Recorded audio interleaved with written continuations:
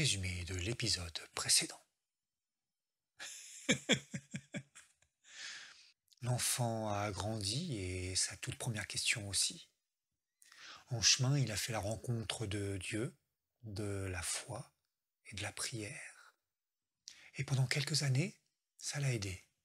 Mais l'adolescence est arrivée et c'est devenu de plus en plus difficile. Même l'aide de son propre Dieu qu'il s'était créé n'était plus suffisante face à l'oppression intérieure qui ne cessait de grandir. Ce monde faisait de plus en plus mal. Et c'est souvent quand ça hurle de plus en plus fort à l'intérieur qu'un événement de vie vient tout changer. C'est à ce moment-là qu'est venue la réponse.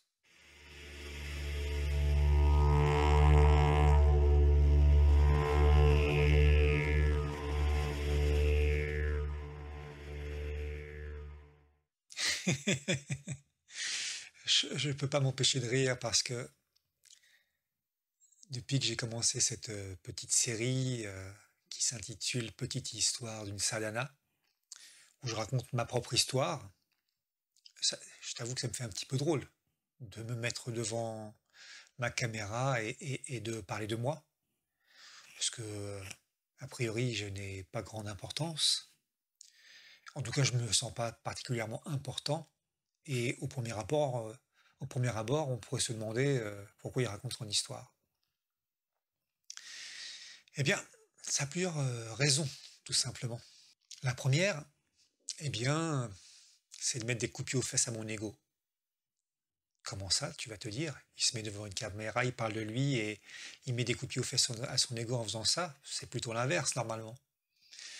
Eh bien non, parce que se mettre devant une caméra et parler de soi et se révéler dans ce qu'on est, réellement, avec les belles choses et les moins belles, ça fait pas plaisir à l'ego, en fait. C'est plutôt l'inverse. La deuxième chose, c'est de te montrer que je suis exactement comme toi. Pareil. Je ne suis pas plus important ou moins important. Tu es tout aussi important que n'importe qui et tout autant important que moi. Chaque personne est le divin. Chaque personne est le divin et donc chaque personne a son importance.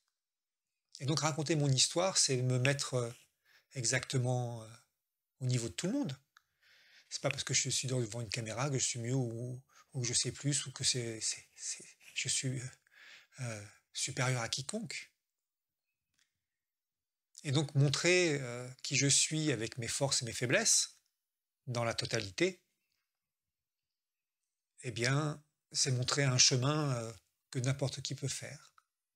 Et donc, tu es sur la chaîne Mère Divine et je suis Emmanuel. Et je vais continuer à te raconter ma petite histoire d'une sadhana. Et nous étions arrivés à l'adolescence. Alors je ne vais pas te raconter toute ma vie, bien évidemment, hein. Tout ceci a un but et un objectif bien précis. Et l'objectif, on y arrive, c'est la réponse. La réponse à cette question, la réponse à tout ce qui s'est passé juste avant. Et comme je te l'ai dit précédemment, l'adolescence, c'est devenu compliqué. C'est devenu extrêmement compliqué. Ça a commencé à hurler à l'intérieur très très fort. Je ne comprenais plus rien. Je n'arrivais pas à l'école, je n'avais pas envie d'ailleurs, ça ne m'intéressait pas du tout. Et dans notre monde, quand on ne sait pas, quand on n'est pas bon à l'école, on va dire, eh bien qu'est-ce qu'on va faire dans la vie? Bonne question. À un moment donné, je me souviens d'une petite anecdote. Je vais voir un conseiller d'orientation et je lui dis, écoutez, moi, les études, ça ne m'intéresse pas. Peut-être que ça serait intéressant pour moi de faire un métier artisanal. Et ce charmant monsieur me répond, mais tu sais que l'artisanat, c'est pour les gens qui sont un petit peu bêtes. Donc évidemment, en adolescent, je me suis dit, bah non, mais moi je suis pas bête, donc je vais pas faire un métier artisanat, je vais continuer les études. Quelle catastrophe. Quelle catastrophe, parce que 15 ans plus tard, j'allais devenir artisan. Et découvrir que l'artisanat était un métier noble et que quand on devenait bon dans son métier artisanal, on devenait un maître. un maître artisan. Bref, j'arrive en terminale tant bien que mal, mais ça va pas du tout. Ça va pas du tout et l'adolescence, comme tu la connais, c'est compliqué. Et pour moi, ça l'était encore plus parce que j'avais toujours cette question existentielle intérieure qui disait: «Mais comment je vais faire pour vivre comme tout le monde? Qu'est-ce que je vais pouvoir faire? J'y arrive pas dans les études ou qu'est-ce que je vais devenir?» Et j'ai passé une première fois mon bac que j'ai raté. J'ai changé de lycée, je me suis retrouvé dans un autre et au bout du deuxième mois peut-être du troisième, allez, en étant gentil avec moi, eh ben, j'ai arrêté d'aller à l'école. Mes parents ne savaient pas, hein, je me levais le matin et puis j'allais à l'école, sauf que je rentrais pas dans l'école. J'allais au café. À cette époque-là, je suis devenu un professionnel du flipper. Je mettais 1 franc dans mon flipper, je prenais un café et je restais toute la journée. Et c'est à ce moment-là où j'ai commencé prendre une pente bien glissante, parce que j'ai commencé à fumer du cannabis, parce que ça m'aidait beaucoup en fait. Ça a atténué tout. Ça a atténué l'anxiété, ça a atténué les questions, ça me projetait à l'intérieur, ça accentuait ma vie intérieure, ça me permettait de voyager, ça me permettait de moins ressentir les choses aussi surtout. Oh, je dois admettre que c'était une forme de bon doudou, mais en même temps une pente très glissante.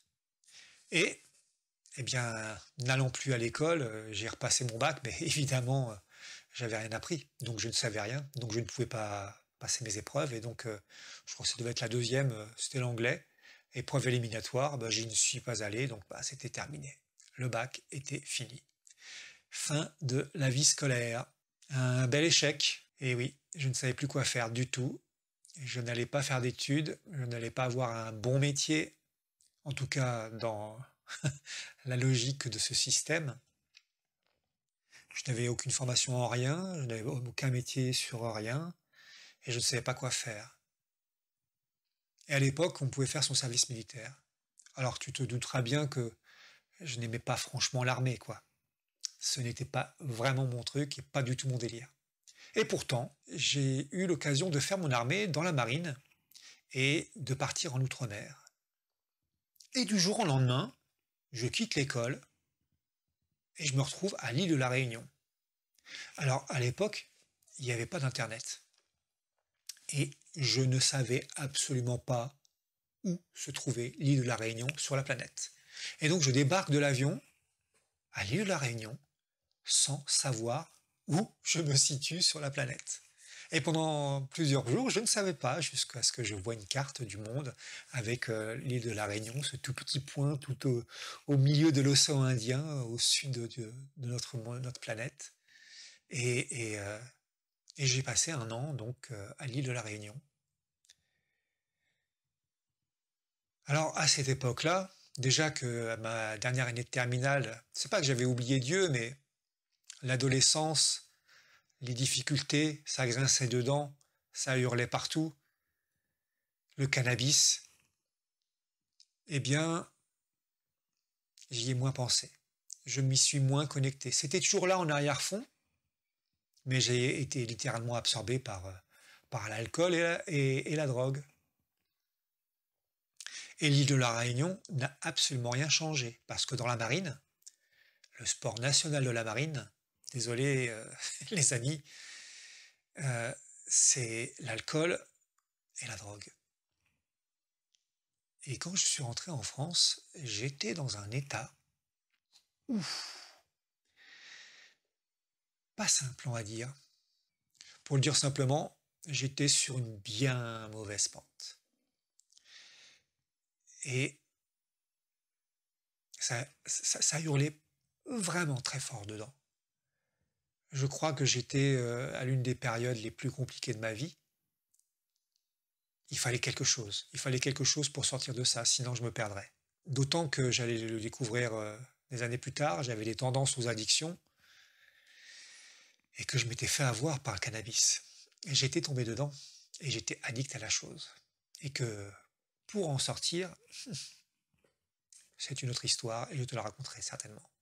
Et donc je me suis retrouvé à Paris à nouveau, addict au cannabis, sans métier, et j'ai eu la chance de trouver un emploi au musée du Louvre. Un musée absolument exceptionnel. Ça m'a montré quelque chose de super important. Ça m'a montré que l'humanité pouvait faire des belles choses. Imagine, j'étais surveillant au musée du Louvre et j'avais un poste où je tournais en permanence et j'étais dans une nouvelle salle tous les jours. Et tous les jours, je découvrais des œuvres, je découvrais l'histoire de l'humanité avec la Mésopotamie, l'art islamique, l'Égypte, les grands peintres, les grands sculpteurs, les objets d'art. C'était extraordinaire, c'était magnifique. Et mon métier consistait à surveiller ces œuvres, à peu près, mais surtout à discuter avec les collègues. Et j'ai passé mes journées à parler de mille choses avec des gens de tous bords, au milieu de ces salles incroyables, chargées de notre histoire, chargées de la beauté de l'humanité. Et à l'époque, j'habitais dans le sud de Paris et j'allais presque tous les soirs après le travail au parc Montsouris, dans ce magnifique parc et ces vieux arbres. Et c'est là qu'un de mes amis m'a présenté Franck, qui allait devenir l'un de mes meilleurs amis jusqu'à aujourd'hui, et qui surtout allait être la personne qui allait provoquer le plus grand changement de toute ma vie. Et avec Franck, on a beaucoup discuté. Franck, il était un petit peu comme moi, il se posait 1000 questions. C'était l'une des premières personnes que je rencontrais qui se posait les mêmes questions que moi, en fait. Et c'est lui qui m'a fait découvrir la spiritualité, tout simplement. Et puis, donc, on passait du temps au parc Montsouris à échanger sur nos questionnements, sur la vie, sur nous, sur le but de tout ça, quoi. Et un jour, il a débarqué à la maison en criant « Emmanuel, Emmanuel, il faut absolument que tu écoutes cette cassette audio. Le type raconte tout, il te donne toutes les réponses à toutes tes questions. » Quoi ? Il existe quelqu'un qui est capable de me donner toutes les réponses à toutes mes questions ? Cette fameuse question de comment je vais vivre ma vie, enfin quelqu'un peut y répondre. Alors, je me suis installé et j'ai passé 3 heures à écouter cette cassette audio. Cette cassette audio, tu le sais déjà si tu as écouté un petit peu ma chaîne, elle s'appelait « 7 jours en Inde avec Satprem ». C'était un journaliste qui interviewait un certain Satprem, monsieur que je ne connaissais absolument pas, mais qui allait devenir particulièrement important dans ma vie, parce que pour la première fois, depuis 23 ans de vie, quelqu'un m'amenait la réponse. La réponse à la question à laquelle je me posais depuis tant d'années. Quelqu'un avait la capacité de me montrer que la vie pouvait être vécue totalement autrement. Que ce n'était pas inéluctable de vivre comme tout le monde. Qu'il y avait un autre chemin. Que ce chemin-là avait été tracé par 2 grands maîtres, Mer et Sri Aurobindo. Et Satprem nous raconte son histoire pendant 3 heures. Et moi, pendant 3 heures, je bois littéralement ses paroles. Et j'écoute cet homme qui parfois parlait calmement, tout doucement, avec une voix douce. Et par moments, il s'envolait dans des grandes envolées lyriques, où il parlait de toute son expérience, de toute son aventure avec Mère, du yoga intégral de Sri Aurobindo, de ce qu'avait fait Mère et Sri Aurobindo, du chemin qu'ils avaient tracé, de la grande aventure dans laquelle il nous invitait. Mais quelle révolution! Je n'en croyais pas mes oreilles. À la fin de cet enregistrement, je suis resté figé en me disant « ça y est, la réponse, enfin j'ai ma réponse. » Extraordinaire, merveilleux. 7 jours en Inde avec Satprem. D'ailleurs, petite parenthèse, j'ai conservé ces enregistrements audio pendant longtemps, je les ai toujours. J'ai toujours ces cassettes. Et malheureusement, je n'ai plus de quoi écouter ces cassettes et dernièrement, j'ai essayé de les retrouver sur internet, introuvables. Et eh bien, Gaël de la chaîne L'Autre Conscience a créé un groupe, d'ailleurs groupe que tu trouveras en description, un groupe Telegram que tu trouveras en description. Je t'invite à nous rejoindre sur ce groupe pour partager sur le yoga intégral. Et en demandant, dans ce groupe, j'ai demandé si quelqu'un avait ces enregistrements et je les ai récupérés enfin. Et donc, si tu veux écouter ces enregistrements, n'hésite pas à me contacter, je te les enverrai avec grande joie. Il existe aussi un livre 7 jours en Inde avec Satprem. Bon, je ferme la parenthèse. Donc, Satprem, je découvrais Satprem, toute première fois. Ça allait tout changer. Ça ouvrait la porte. Ça ouvrait la porte du yoga intégral. Ça ouvrait la porte de la mère divine. Ça ouvrait la porte de Sri Aurobindo. Et ça allait absolument tout changer. C'est comme si, maintenant que je regarde cette histoire et que je te la raconte, je vois de mieux en mieux à quel point la mère m'avait littéralement préparé à cette rencontre. Elle m'a emmené progressivement par la main jusqu'à cette rencontre avec elle. Et j'étais prêt pour entrer totalement dans cette aventure incroyable. J'aime bien parce que mère dit souvent que mère Mira Alfassa, ou la mère divine, mais elle dit souvent que elle nous convie à la plus grande aventure qui n'ait jamais existé, qu'il faut beaucoup de courage, beaucoup de foi et de persévérance et d'endurance, qu'on va rentrer dans un monde vaste et complètement incroyable. Et donc, elle me conviait à cette aventure. Et j'allais littéralement plonger dedans jusqu'à aujourd'hui et jusqu'à me retrouver devant toi à te parler de tout ça. Je fermais le premier tome de ma vie. La première saison se terminait ainsi. Une seconde saison, un second tome allait s'ouvrir. Celui du yoga intégral qui allait me faire cheminer tout au long de cette deuxième partie de ma vie. Tout ne va pas être rose. Je n'étais pas encore complètement sorti de l'affaire. Il allait falloir encore un long chemin pour devenir qui je suis maintenant, un peu plus en paix avec moi-même, toujours en quête, mais bien différent de ce jeune homme que j'étais à cette époque. Et pourtant, tout était déjà là, tout avait été déjà préparé, puisque j'avais la foi, j'avais le divin, j'avais la prière, et que maintenant j'avais la réponse avec le yoga intégral, eh bien, j'allais plus tout simplement entrer sur ma voie, sur mon chemin de vie. Voilà donc la fin de cette première saison, de cette petite histoire d'une sadhana, toute cette enfance jusqu'à cet adolescent, jusqu'à la réponse qui est mère, Sri Aurobindo, Satprem et le yoga intégral. Une nouvelle porte s'ouvre, immense. Je vais découvrir 1000 choses sur moi et sur le monde. Plus rien ne va jamais être pareil. Et si tu es là, c'est que cette porte est ouverte pour toi à un moment donné aussi. Comment? Je ne le sais pas.